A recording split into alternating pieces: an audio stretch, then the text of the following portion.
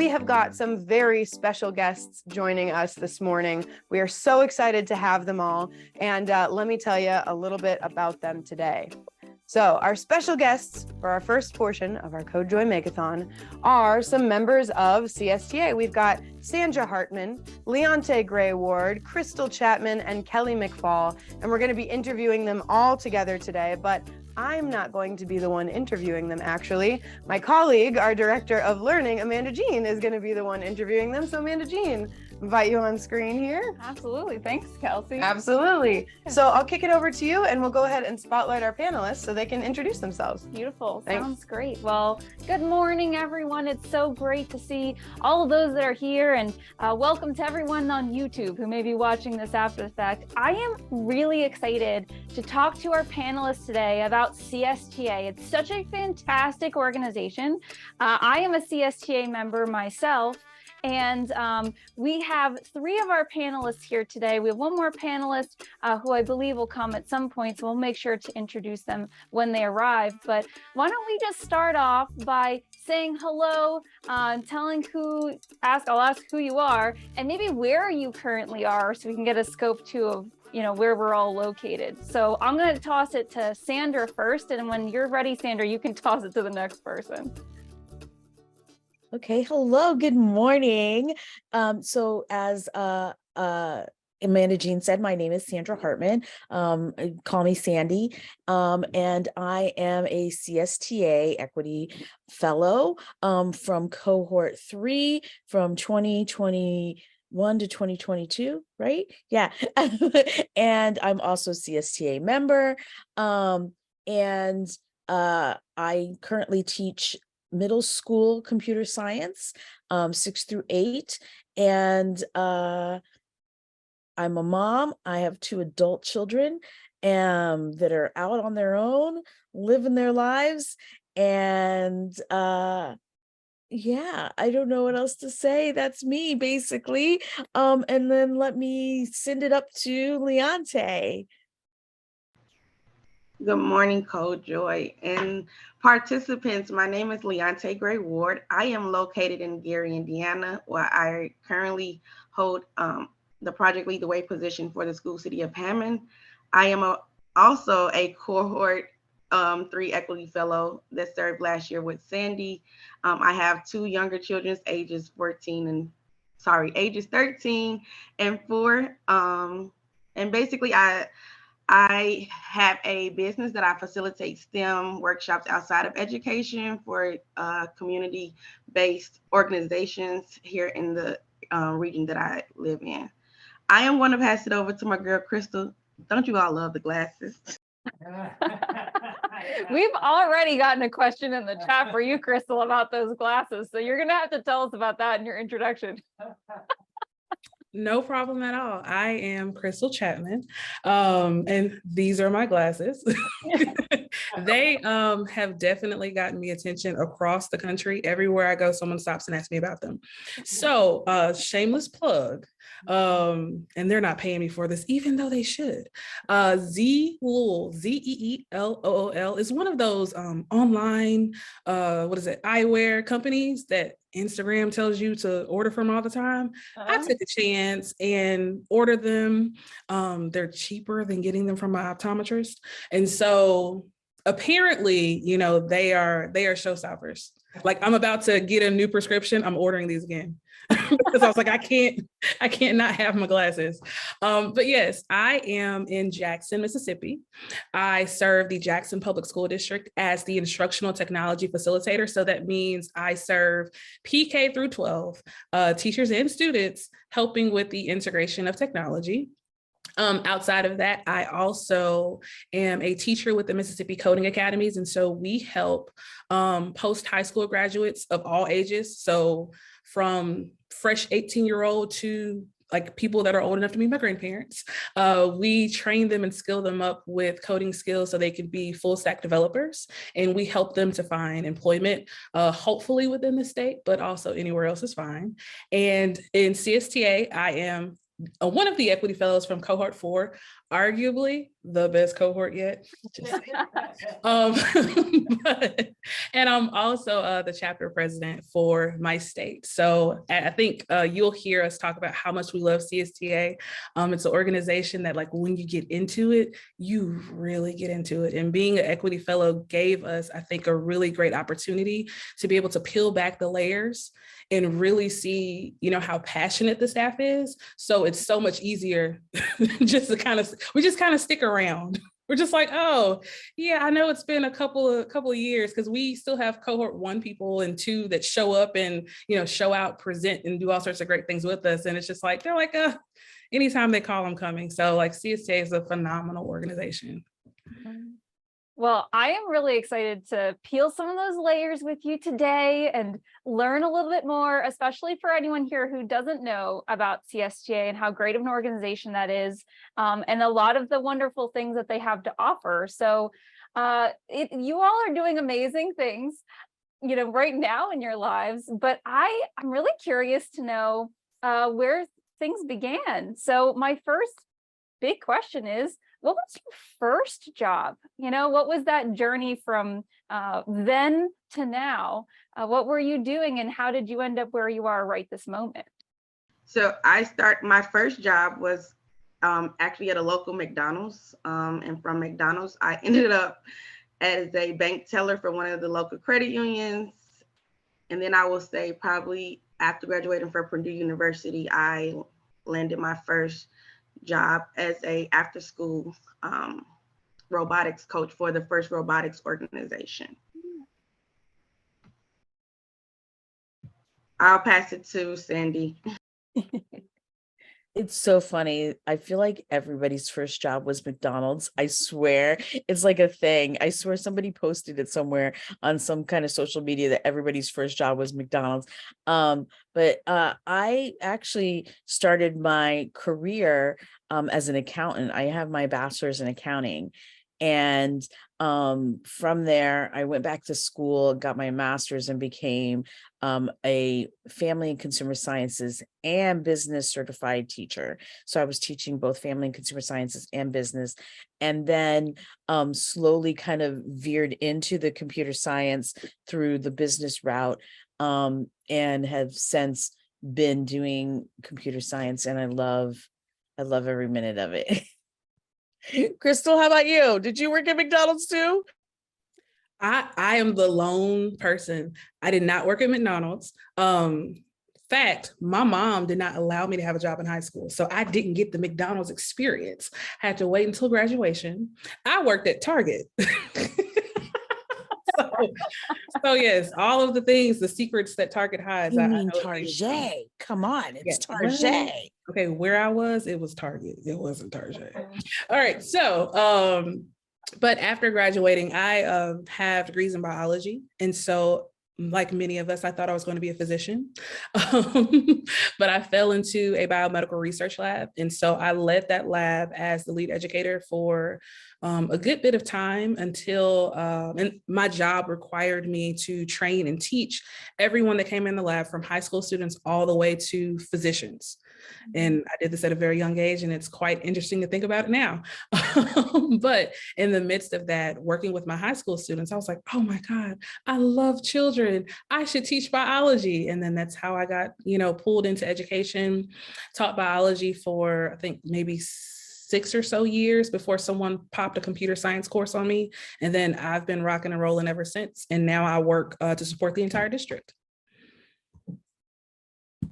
Those are all amazing pathways to where we currently are now. That's one of the things I love about talking to educators. I will say myself that my first real job was being a teacher, right? But this is not the common scenario for most educators. I feel like a lot of people get into education through other avenues, or it's a second career, or they find that passion later on after they've done many other things. So that's really relatable to so many people that, maybe you just stepped right into a classroom, maybe you didn't. Maybe there are some other ways in which you ended up where you are now.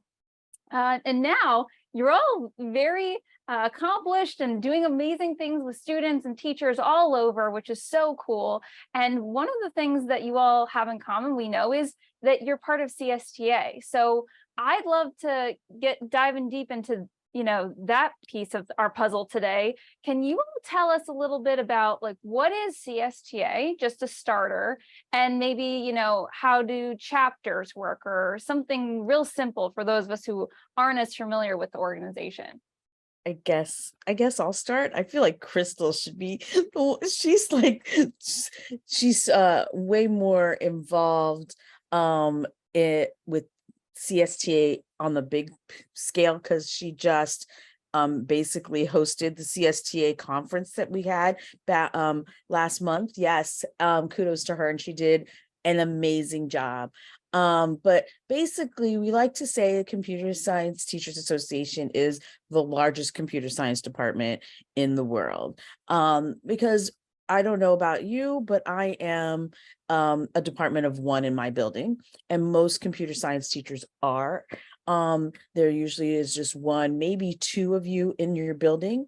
And so it can be hard sometimes to find the resources that you need, or having that professional learning network. And so having CSTA be a facilitator for that network, connecting you with colleagues and professional development, and all of that kind of stuff, is in a nutshell how CSTA is, by definition, I guess.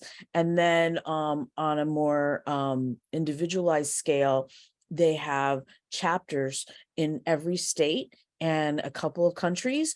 And we just add, was it Singapore? We just added a chapter. I'm trying to think. I think it's Singapore.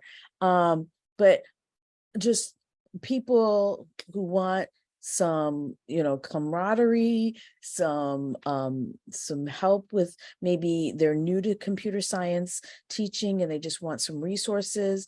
There's so much.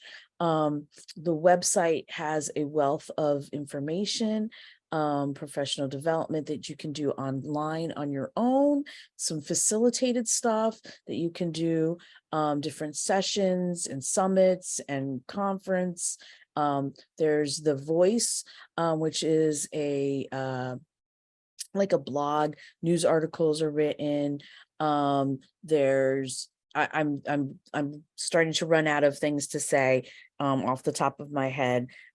Someone help me. What else? There's so much. Krystal, I'm throwing it at you. Yeah. What I would add to what she says, which is, I proudly brag that we're the largest computer science department in the world. I say it all the time. 20,000 strong, I think, is the number that they generally throw out there. So I'm going to repeat it. When it comes to one of the things that I think that we do really well is the push for equitable computer science pedagogy. With our current CEO or executive director, I forget his official title. That was something that he listened to what the teachers were concerned about, and he steered the focus in that direction. And so I think that we all can agree as educators that there is definitely inequity when it comes to who becomes the developers that creates the things that we all use every day. I have this conversation all the time. And so one thing that CSTA does well is model what inclusive practices in general looks like. Also, how we can bridge that gap. If you don't have experience, or you haven't had to think about the experience of others, it's what people would say is a no judgment zone, in that if you need to start at step 0, we will start there and we will get you to where you need to go. So that is one of the great benefits of the chapters, because you have someone in your state, sometimes in your city, sometimes as big as California, in your neighborhood, because they have a lot of chapters in California, and like in New York, like every borough has a chapter in New York. But you have people that are right there that understand the challenges that you face as a CS teacher, and they kind of help you, along the way. So the community aspect is really, really great. But I guess you want me to talk about the fellowship a little bit, or no? Yeah, we can definitely do that. I'd love to also add in that, I really love that chapter setup of how they built the organization and, cultivating small communities within a large community throughout, the country and the world. I am part of CSTA where I'm from out in Philly, and I'm even part of more than one chapter. I'm part of CSTA Longwood and says CSTA Philly. And it's really cool too, because I can get more than one experience. I can meet different types of people. I feel like that's really fantastic. And I think that's part of how they're pushing that equity piece as well. And it's really amazing that this organization has set aside the time, the effort to focus on such an important piece of what we do in equity. And that does lead us to the Equity Fellowship, which is this really amazing program run by CSTA. So actually, can we ask Leontae first? Would you tell us a little bit about the Equity Fellowship? Like, what is it? So the Equity Fellowship, I will say, is a lifelong experience. It is a year-long professional development opportunities where you learn amongst the group of individuals that are selected by the committee. When it comes to your application, things of that nature, you learn from your peers, their expertise in the classroom. We also talk about those equitable practices. For me, my main focus when I went into CSTA was bringing in the parent involvement and family community engagement, because as a parent of a teenager who has had his challenges when it comes to exposure and opportunities in CS, I've always had to activate my voice in order for him to have those opportunities. I will say that our leaders, they push us in several ways with this Equity Fellowship. During my year, I was able to be highlighted in the Black History Month for CS for All. I've had another highlight with CSTA. So it was a lot of different things that I've never seen myself as an educator being put in. And I will say, at first, I did not feel like I belonged.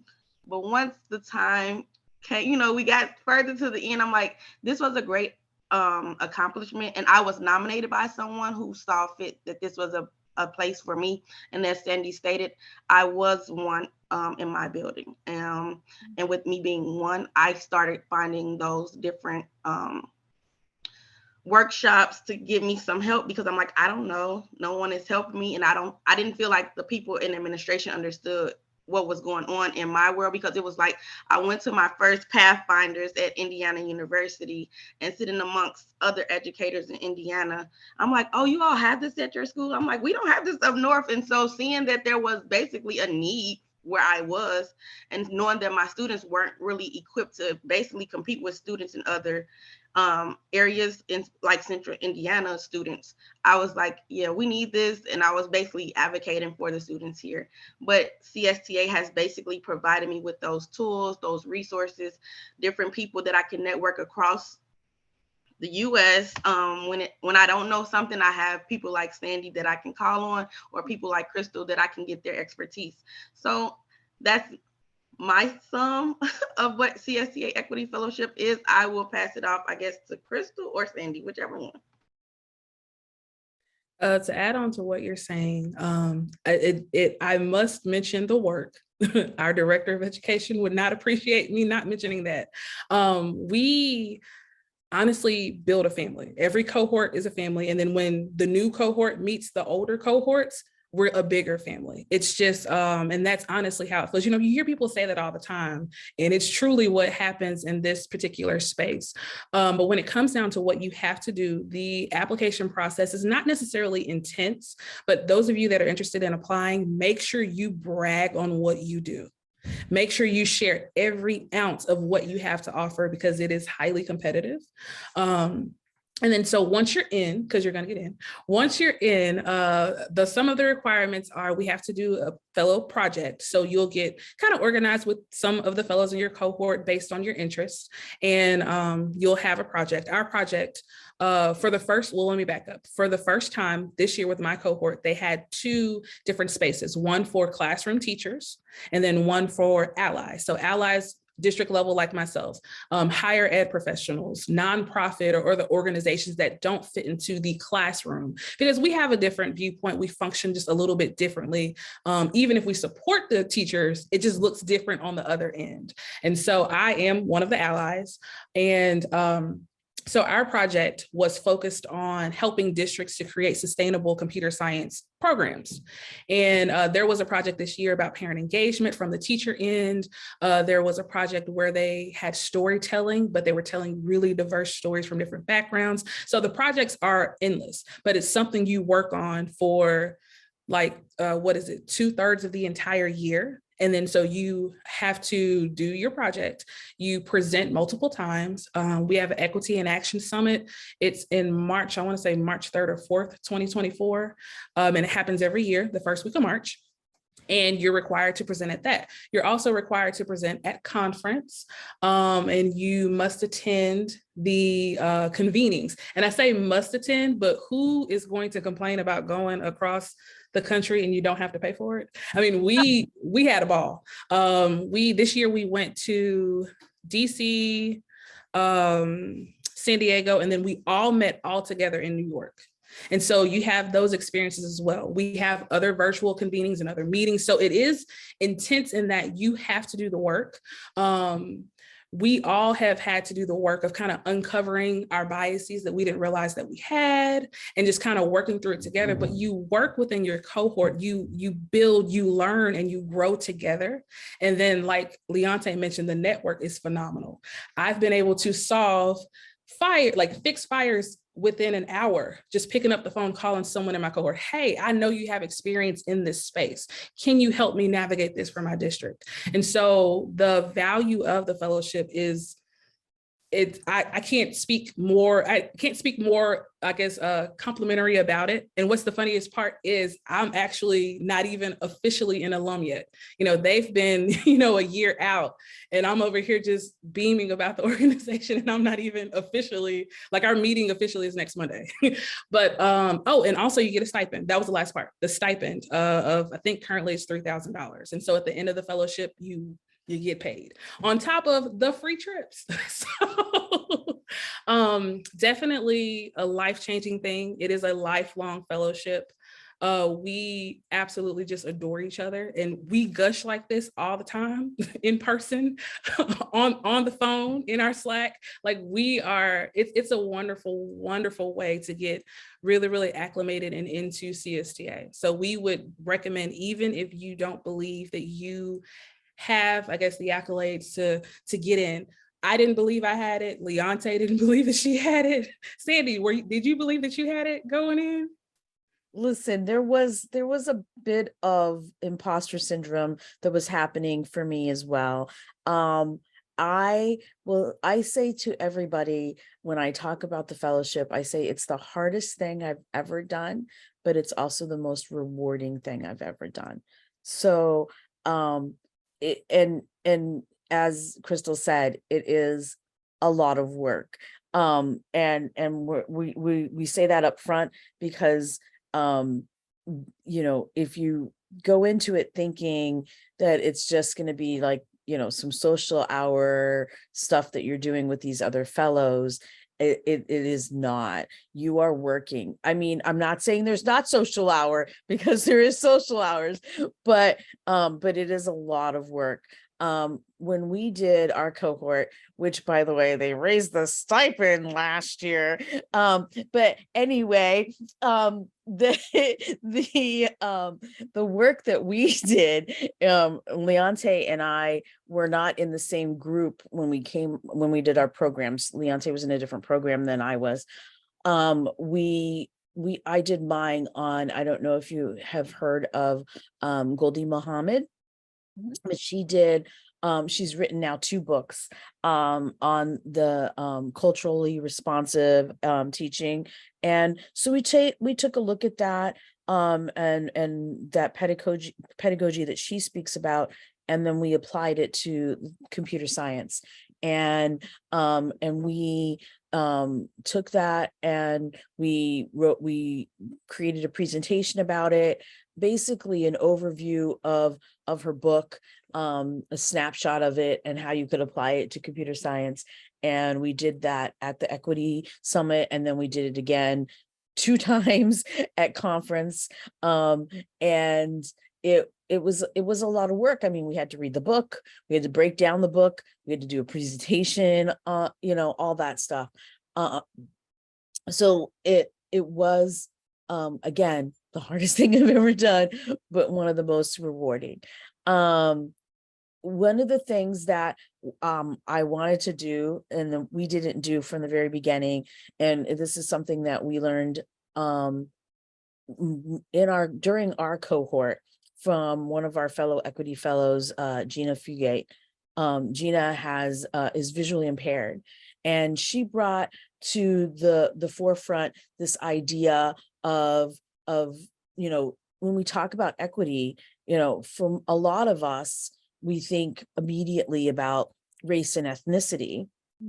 But there's so much more to diversity and equity than just those 2 things. We're talking about our neurodiverse kids. We're talking about our visually impaired students. We're talking about all of those things. And so one of the things that we try to do as CSTA is to think about our identity markers and think about how when we're presenting, are we describing ourselves? So I would say that I am an Asian American with dark hair and glasses, and I'm wearing a CSTA conference t-shirt that is black with white text. I have on earrings, so that those visually impaired people who might be watching or listening, I should say more than watching, would have some type of description of who I am before we even start. That's one of the things that we focus on as part of our equity fellowship, was to kind of bring that to the forefront. Another thing that we didn't talk about, we talked about chapters, but another thing that we didn't talk about was affinity groups. Within the CSTA umbrella. We have affinity groups. We have a Black affinity group. We have a AAPI affinity group. We have an LGBTQ affinity group. And I know there's a couple others I'm not thinking about right now.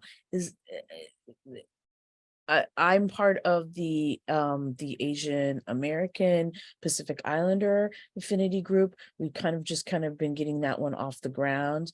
I know that not this past year, but the year previous of this, when we were in Chicago for conference, the Black Affinity Group had an amazing not presentation, what do I want to say? It was like they all met up. It was a meetup. That's what it was. Meetup. That's the word I'm looking for. They had this amazing meetup. And it was just so amazing to see, all of those people out there doing the work for bringing equity back to their CS classrooms. Yeah.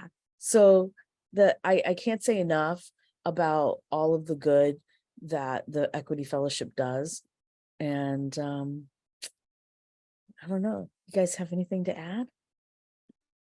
I have some follow-up questions. You all are such a wonderful wealth of knowledge. I feel like I am sponging this all in. It's so good. One of the follow-up questions, in response to affinity groups is, I think affinity groups are amazing. We have them at my current school. We have them for students. We have them for teachers. They're working on having them for families and community members. But I don't know if everyone knows what an affinity group is. So maybe Krystal, could you just tell us what an affinity group is, and maybe like what the purpose of an affinity group would be? Sure. I am a part of the Black Affinity Group. I'm on the steering committee. One of the cool things about affinity groups is it just gives you another space to, I guess, take off the layers of your identity and exist as your chosen identity in that space. So the affinity group for the Black affinity group is obviously for people that identify as Black, just like the others are for however you identify. And so in our spaces, we have conversations about issues that directly affect CS educators or allies that are specific to Black individuals. And based on the things that we notice and we see are our concerns, we're able to create programming for it. Over the years, for Black History Month, we go all out. We have a different event every week. We're exhausted at the end of the month. We have speakers come in that speak to issues specifically that address in our group. So affinity groups are a great way to give people of a particular identity a stage or a platform to really share some of the challenges and concerns. And then, of course, have the space to create some solutions. I think affinity groups, I love the idea of affinity groups in schools for students and especially parents, because parents need community. As parents, y'all, we need community. But yeah, affinity groups are always great in that way because they give you that space to function. So I think that the Black affinity group is the largest. There's a really great photo of us because we were, I think, over 100, Leontae? It was quite a few of us there. So we were super excited to have that experience, and it has inspired other organizations to start this thing because, okay, it's yes, we're all computer science teachers, but everybody has an additional layer to their identity. Intersectionality exists.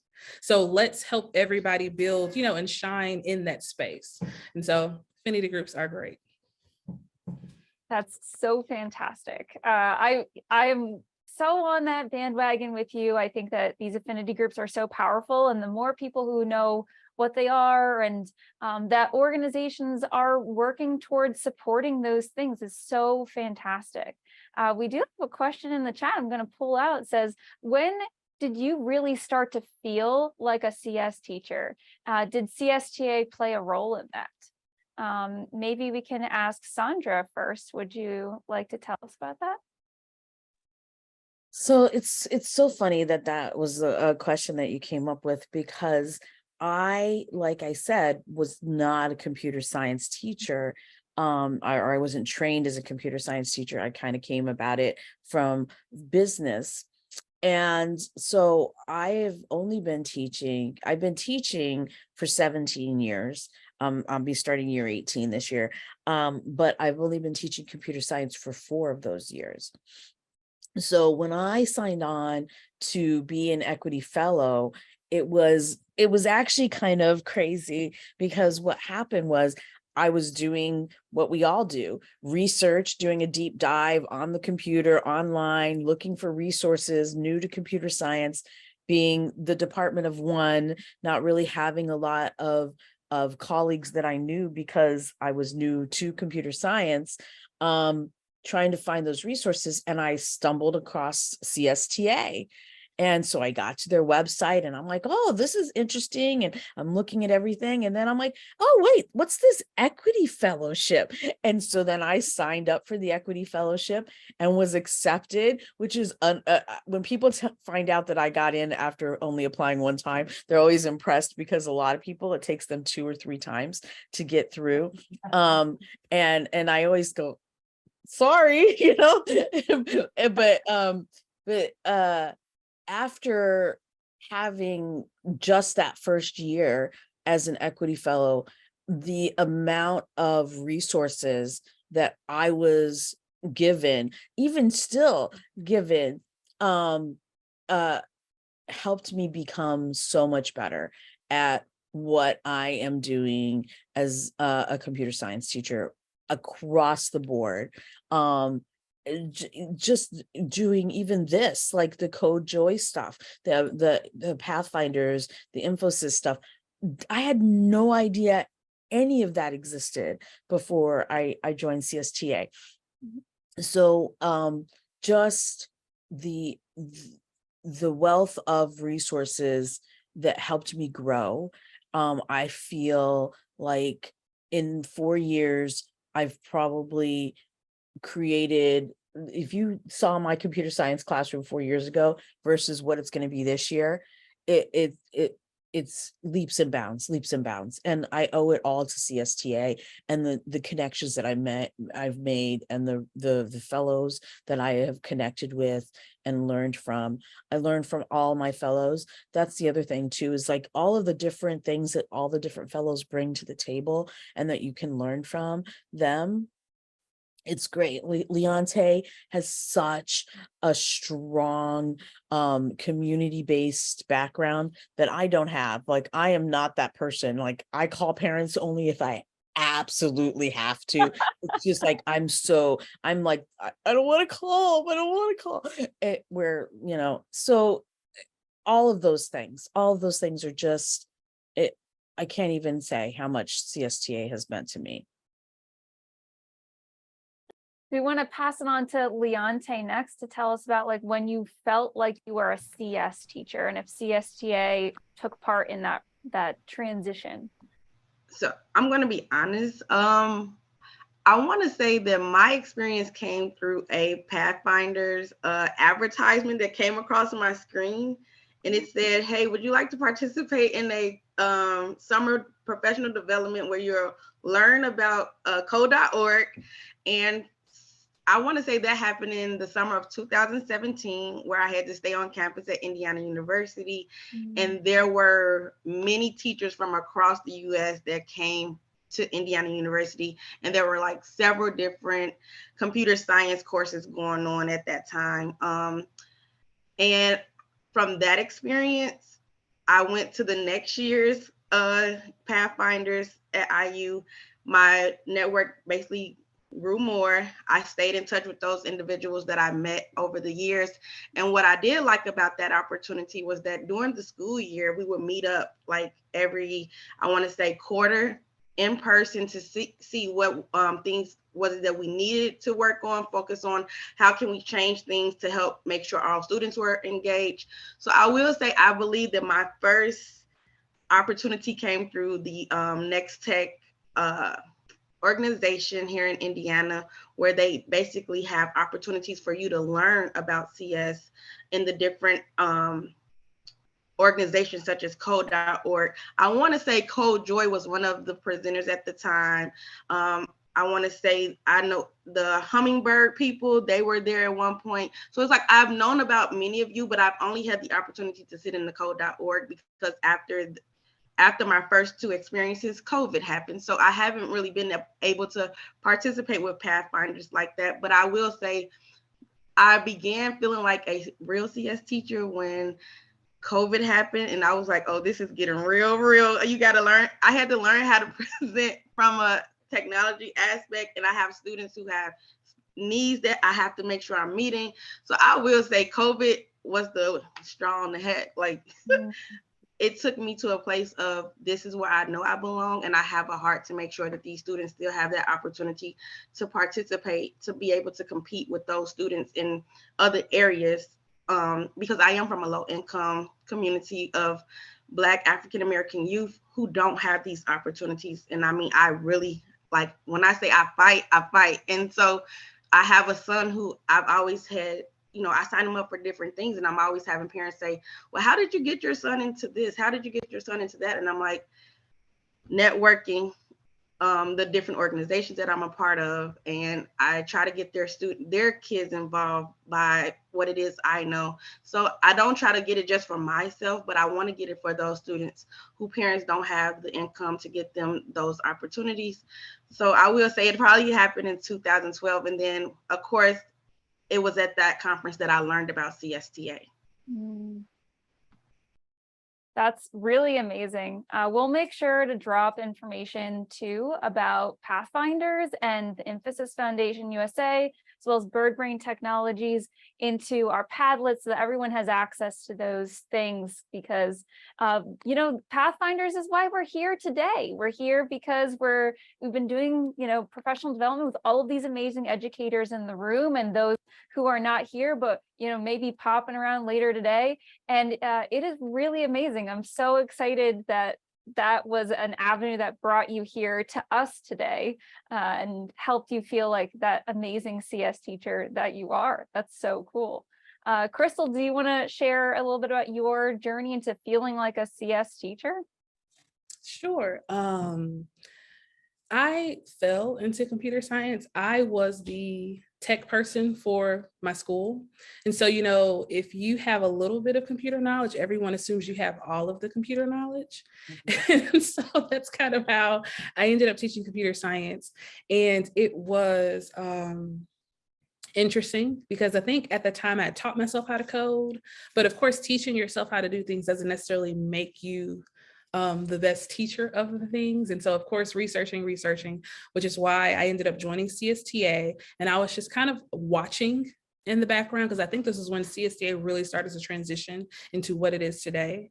And I would attend different trainings with different organizations, and it just didn't match with my instructional strategy. Like Leontae, the district that I currently work for is 98% minority students. Yes, 98%. And so, and fortunately for me, I have a quick connection with a lot of my students because everyone looks like me. However, it's a lot of like the imposter syndrome. It's a lot of lack of confidence with students. And so I never could find a curriculum, I guess, out of the box that would help me navigate those things. And, searching, trying to figure it out. And then when I really started to focus on the changes that CSTA had made, it kind of got my attention of, oh, wait a minute, they're talking about how to connect with specifically Black students, which are the students I taught, to help them feel confident and comfortable in computer science. And I'm like, oh, this is exactly what I need. So definitely the growth that I've made, and now even more so, back to the fellowship, being able to have that full view of what does equitable computer science instruction look for everyone. How does intersectionality play in my classroom? Because of course, my students have almost all been Black. And so we do have that one space, but they are more than just Black boys and girls or guys and girls or however. And so how do I help them feel confident and comfortable in the room? How do I create a space to where when we're talking about apps and we're competing in different competitions, that what they create is something that solves problems in their community, something that they create is something they're really proud of, or like what Leontae is always really good at it. How can I get them to go talk about it at home so their parents come and, and they celebrate this and that, or, when we're having maybe challenges with students, how can we use computer science to kind of help bring them back into a better academic standing? So a lot of these strategies I was able to definitely build with CSTA because the focus was on a student-centric or student identity-based instruction, which I think is one of the powerful things that CSTA does have a really, really great resource library for. Right. I just wanted to piggyback off of what Krystal was stating. And not only do I do it for my students of color, but I also have Latinx communities now at my new place of employment. And when I say I go to the Affinity Groups, I'm also a part of the Latinx Hispanic group because I try to get those individuals expertise because I don't know how to engage with them. I don't understand some of their culture. So it's like I'm trying to learn more by using that community that CSTA has provided me. And I will say CSTA has a basic membership and they have a plus membership. I am a plus member because I want to benefit off of everything. For the most part, if you are a plus member, you get into most of the events except like the conference. And I want to say the Equity Fellowship for free. So shameless plug, plus membership gives you a lot of more information than the basic. We will take those shameless plugs. That is what we're here for, to, tell everyone about what all of these things are and all these opportunities happen to be. Just, the door's open. You just got to go, step on in, right? We're going to be wrapping up to breakout rooms pretty soon. And I'm going to say to everyone who's here that if you have questions, you're of course going to drop them in the chat. But very soon you'll be able to really talk in a small group or even one-on-one with our panelists if you have more questions or just want to, shoot the breeze and chat. But is there any one last thing that you want to mention before we transition? Anything you really think is important to say to educators, anything about CSTA that you didn't get to say that you really wanted to put on the platform? I think it would be honestly an echo of what we said. If you are thinking about the fellowship, apply. Just do it. Like I said, make sure you brag on all of your great accomplishments and just apply. But before that, if you are not a CSTA member, you should be opening a tab right now and joining right now. We do have the 2 tiers, but like Leontae said, the plus tier is definitely worth it. But then there are also scholarship opportunities. I want to say, what is it? Amazon Feature Engineer does it to where if you complete one of their courses, they cover your cost. So, and we do have one of the lowest membership costs running. It's $50. So it's not that big of a leap compared to some other organization costs. So if you're not in the organization, go ahead and join. If you want to join multiple chapters, join multiple chapters. It's good to get different perspectives. Join affinity groups. Like Leontae said, even if you're not identifying with that group, it's great to hear the issues that those particular groups bring forward so you can be better prepared to support your students. So CSTA, today, tomorrow, every day, all of that. And the best part about it, you get the best swag ever. Like, I love my swag. I love my swag. Like we do get the best swag. Like our our conference gift box this year was amazing. If that doesn't bring teachers in, I don't know what does. Absolutely. Listen, Debbie put it in the chat. And Krystal just spoke about it. If you do Amazon Future Engineers, they will pay for your plus membership. In order to be an equity fellow, you have to have a plus membership. You can't just be a basic CSTA member. So if you are thinking about doing the fellowship, applying to the fellowship, you will, if you're not already a plus member, you would need to do the plus membership. I did have slides that had a ton of information. I'm assuming you guys are going to maybe post those somewhere where people can go and look at them. It has a breakdown of all of the meetings and convenings for the Equity Fellowship for the year, so you know ahead of time. I will say it was so organized in that way. I was able to, when I was accepted as an Equity Fellow, go to my principal and say, these are all the days that I need to either leave early, be off. A lot of the things are on Saturdays, so you don't miss a lot of work time, but you will be missing some work time. And so if you have a school district that maybe is going to be on the cusp of whether or not they're going to agree with letting you have that time, that's something to consider. So being able to see the slides, you'll have that breakdown. August 11th is the deadline. I think Leontae put it in the chat. So you have a week. I would put aside a good 20 minutes for filling out the application at least. I did all of the questions on a Google Doc first, and then copied and pasted them into the questions on the actual application. So a little insider information there, a little asides for those of you who, some tips and tricks.